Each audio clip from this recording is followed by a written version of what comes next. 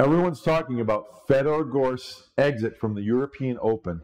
He was behind in his match to Joshua Filler, came from behind, was ready to win the match 10-8, and he failed to get out from this layout. What happened? Fedor Gorst doesn't need our help. He feels bad. He knows what to do. But is there something we can learn about 9-ball and playing position from this mistake? Let me try and reproduce what happened. So you can go watch the video on Matchroom Pool's YouTube site. There's a review video of Fedor Gorst versus Joshua Filler. But this is the layout that Fedor had to win the match. And so what he played was to shoot the 6 and follow forward off this rail, probably kind of to center table, somewhere in this vicinity, because you favor pocketing the 7-ball in this pocket because it's past the center line of the table. It's kind of towards that side. So it's natural to want to do that. So let's see if I can get the cue ball where Fedor did.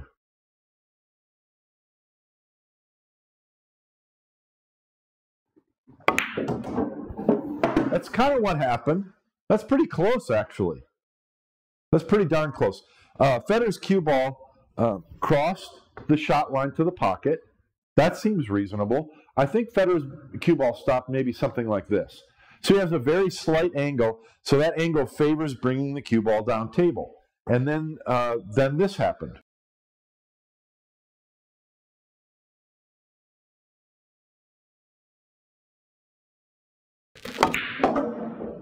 Okay, I hit that better than Fedor did. I'll guarantee you that is what Fedor was trying to do.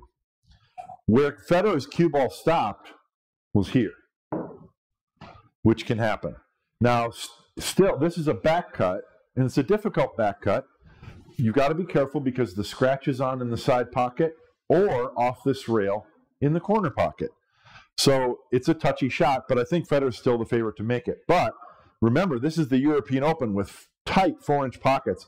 A lot of these pros were having trouble pocketing certain shots. And Fedor missed, I won't shoot it because it doesn't matter, but Fedor missed this 9-ball and hung it in the jaws for Joshua Filler, and then he broke and ran. What can we learn about this? A lot of people, when they're going to review a shot like this, or if you make a mistake like this during a match, what you're going to do is you're going to set up this 7-ball and shoot it again. And you might shoot it a few times until you get good position on the 9, and then figure that you learned something. One of the lessons I learned from straight pool is you've got to trace the source of a problem or a mistake to its actual source.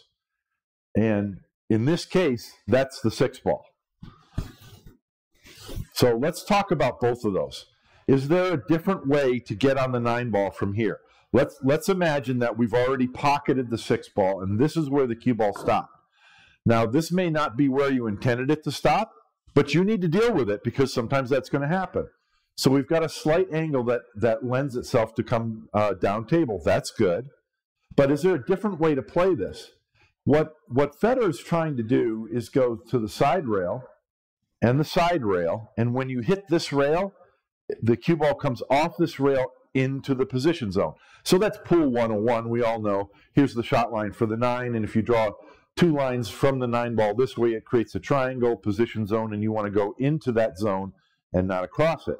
So the way that, obviously Fedor mishit the 7-ball, and the way he mishit it caused the cue ball to come off from this rail and go across that position zone, and the cue ball stopped here. What he wanted to do was come to here and off. This is a drill that I'll give students a lot for 9-ball, and that is playing from an up-table ball to the 9-ball or the 10-ball, if you're playing 10-ball, down table.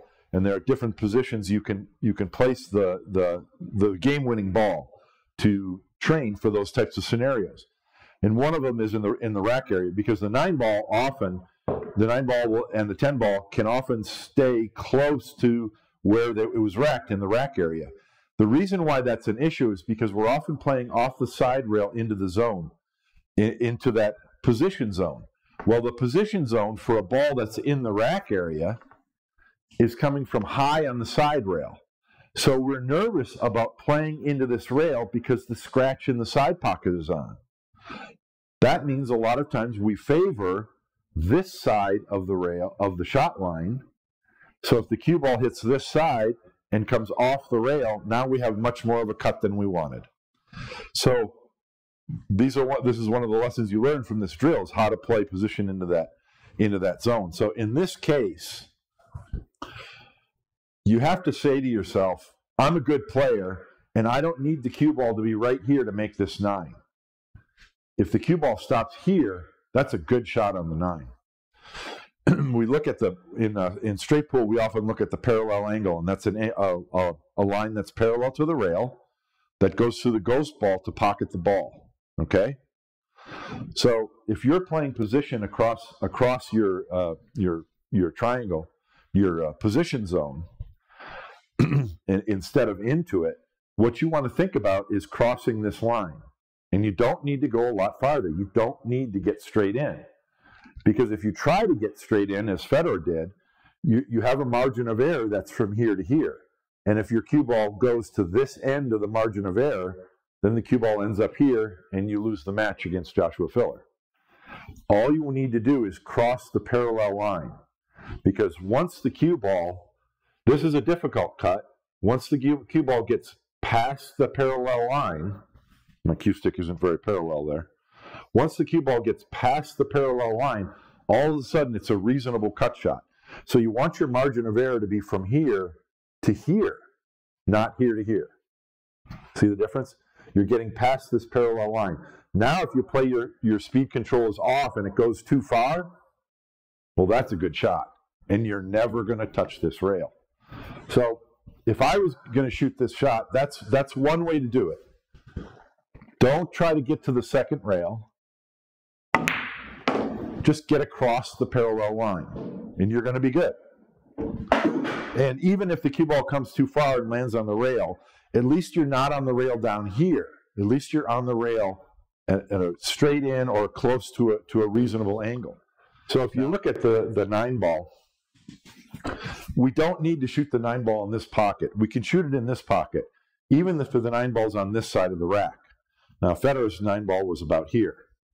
And it's the same thing. If you're thinking about pocketing the 9 ball here, here's the parallel line to the rail from the ghost ball. So as long as your cue ball's on that side of the line, you're going to have a very reasonable cut shot. So why not just play one rail position by sending the cue ball to here? And it's natural to have a little bit of outside spin, left English in this case, which helps the cue ball go in that direction. Would you like to shoot this 9 ball to win the match versus Joshua Filler? Or do you want the cue ball on the rail right here? I mean, this is a very high percentage cut shot. Once again, you don't need the cue ball here to make this 9 ball. As long as it's past that line, you have a very reasonable cut shot. And then the other thing you can do, and I couldn't quite tell Fedor's angle, but it seemed to me that he didn't have a very large angle on the 7 ball. And so if you're even nervous about going to the rail, just draw it straight down table. And this is a lesson that we learn in straight pool, minimal cue ball movement. You're gonna have a much higher percentage chance of getting on the ball correctly. Okay. But then, as I mentioned, you also want to trace the problem back to its source. So Fedor wanted to shoot the 7 ball in this pocket.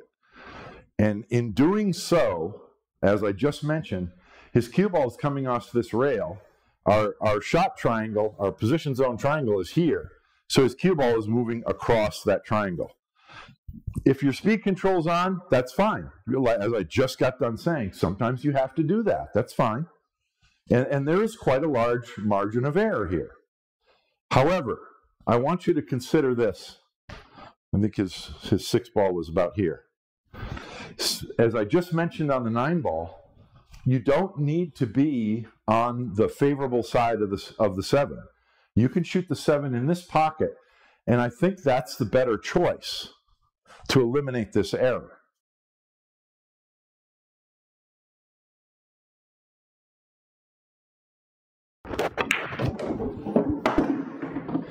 There's a real good reason why The first one is that my cue ball is heading into the zone. Our triangle position zone is here. And so it's very easy to judge the angle so that my cue ball hits the rail here. As soon as my cue ball hits this rail, it's heading into that position zone. It's not moving across the zone. And because I don't have to make the cue ball travel a long distance, it's easier to control the speed. You know that all you need to do is get the cue ball to hit this rail and come off this rail. As long as it comes 3 inches off from this rail, I have a reasonable shot. Again, here's the parallel line to the ghost ball. I'm well on this side of the line. I have a very reasonable cut shot. And so we see that the angle that the cue ball travels from the 6 is here. And so angle in equals angle out. So the cue ball is going to be traveling this way. So once I'm a few inches off this rail, I have at least 2 feet of position zone here. And if I get this angle, my preference is this angle. I'm gonna aim for this side of that zone. My preference is this angle, and the reason why is the cue ball naturally travels when you cut the 7 over there to the head rail and side rail right into the position zone for the 9 ball. Okay, so that's why this is a preferable shot. It's almost you don't have to put in a lot of extra effort to get position on the 9 ball because it's just going to happen. That's what we learned from straight pool as well. Is, natural position where balls lead naturally from one to the next. But there's a ton of margin for error for playing for this shot because I'm playing into the zone. I'm going to have that angle. I could get straight in which case there's lots of options. You can draw back with inside spin to here, or you can draw back across table. But it's likely that if you overhit the ball, you're going to have this angle. And now you can simply draw the cue ball to here, not touch a rail. You might want to send the cue ball to the rail here, but I don't think that's a high percentage play because we're always nervous about the scratch, as I mentioned earlier. And so we end up favoring farther down the rail, and then you end up with too much angle. But you can also go from this position, you can go side rail to this side rail, and then your cue ball is heading right into the position zone for the 9.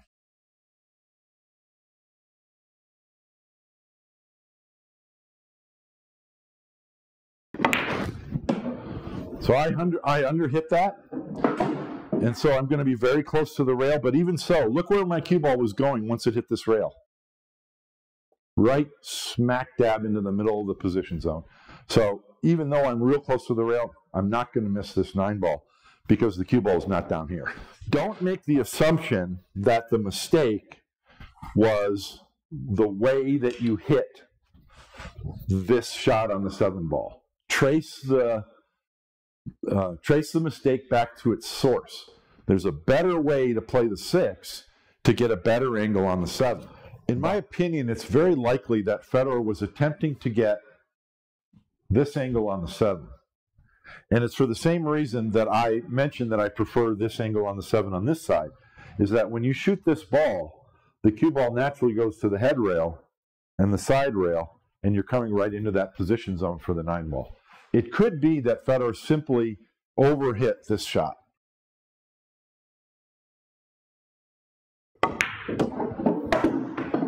Because if you get this angle, and I would call this short because my margin of error would be from here up to about here. So I came pretty short, and that makes this more difficult because if I want to follow this route, I need to use inside English. But it's still very close to natural.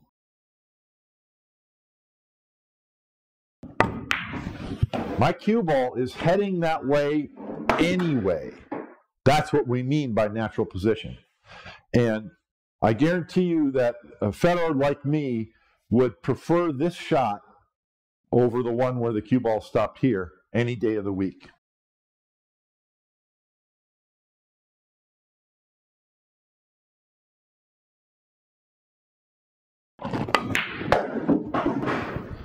We all make mistakes. We all miss shots. We all miss position. And then we go to the practice table afterwards and we try to figure out what went wrong. Don't fall into the trap of thinking that the mistake that Federer made was just that he mishit the 7-ball. He knows he mishit the 7-ball, but and he could have played the lower percentage route, and if his cue ball would have hit here, it would have come right into the zone, and we wouldn't be having this conversation. But that's not necessarily the source of the problem. Always trace back to the source. Could I have done something different on the shot before, or even the 2 or 3 shots before, to put myself in a position to have an angle where I don't have a low percentage position play to get on my money ball? I hope that made sense to you. I hope that helped. Take it back to the practice table. Try this layout or any shot that has caused you trouble. Trace it back to the source and shoot it 10 times, experimenting with different routes, and see what is the most natural way to get the cue ball into a position zone that naturally leads to the money ball.